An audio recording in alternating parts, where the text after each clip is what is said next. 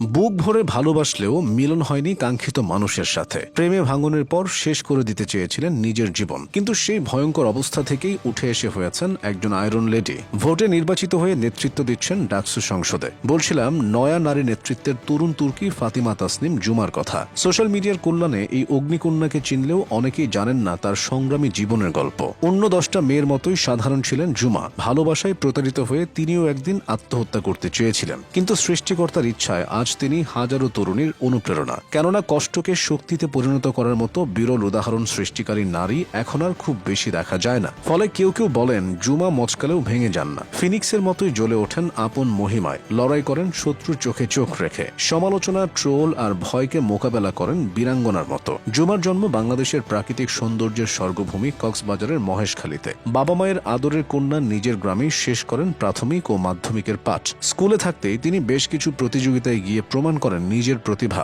মেয়ের অপরিসীম মেধা দেখে তার অভিভাবকরা সিদ্ধান্ত নেন তাকে ভালো কোথাও পড়াশোনা করাবেন, বানাবেন মানুষের মতো মানুষ। ফলে গ্রামের সরল মেয়ে জুমা একদিন মেঠো পথ ছেড়ে উচ্চ শিক্ষার জন্য পাড়ি জমান কোলাহলের নগরী ঢাকায়। ভর্তি হন স্বপ্নের প্রতিষ্ঠান ঢাকা বিশ্ববিদ্যালয়ে। শুরু হয় তার ভিন্ন এক যাত্রা। পরিচিত হতে থাকেন নতুন সব অভিজ্ঞতার সাথে। আলাভোলা গ্রামের মেয়ে থেকে হয়ে ওঠেন অতি সতর্ক এক ঈগল। জুলাই আন্দোলনের পর নারী নেতৃত্বের মাঠে দুটি ছড়ালেও একসময় রাজনীতির প্রতি বিন্দুমাত্র আগ্রহ ছিল না জুমার। 8-10টা সাধারণ মেয়ের মতোই তিনি ছিলেন একজন এপলিটিক্যাল সংস্কৃতিমনা নারী। গান, সিনেমা আর আর্ট দিয়ে বাধা ছিল তার আগ্রহের জগৎ। 2018 সালে কোটা আন্দোলনের সময় জুমা ছিলেন মাধ্যমিকের ছাত্রী। সে সময় রাজনীতি নিয়ে কিছুটা আগ্রহী হলেও বেশি দিন স্থায়ী হয়নি সেই ঝোঁক। মূলত 2019 সালে নিষিদ্ধ ঘোষিত ছাত্র সংগঠন ছাত্রলীগের হাতে আবরার ফাহাদের নির্মম মৃত্যুর পর পলিটিক্যালি কনসাস হয়ে ওঠেন সমুদ্র তীরে বেড়ে ওঠা এই নারী। তারপর থেকে নিজ বিশ্ববিদ্যালয়ের সমস্ত ন্যায্য আন্দোলনে তিনি হাজিরা দিয়ে গেছেন নিয়মিতভাবে।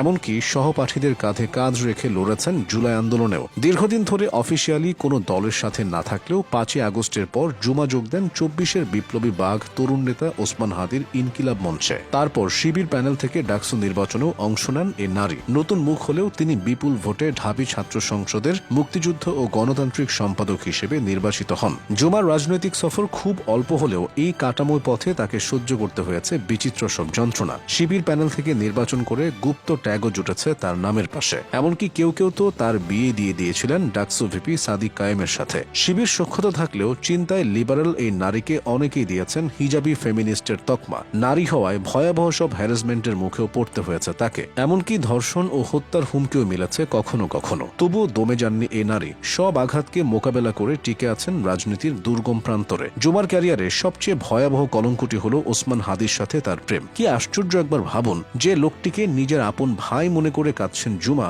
সেই হাদির সাথেই কিনা তার প্রেম ও শয্যা সঙ্গিনী হবার মতো বিশ্রী গুজব রটাচ্ছে একটি চক্র। ফলে অনেকেই বলছেন এই দেশ ও দেশের মানুষ কখনোই ভালোর কদর করতে পারে না।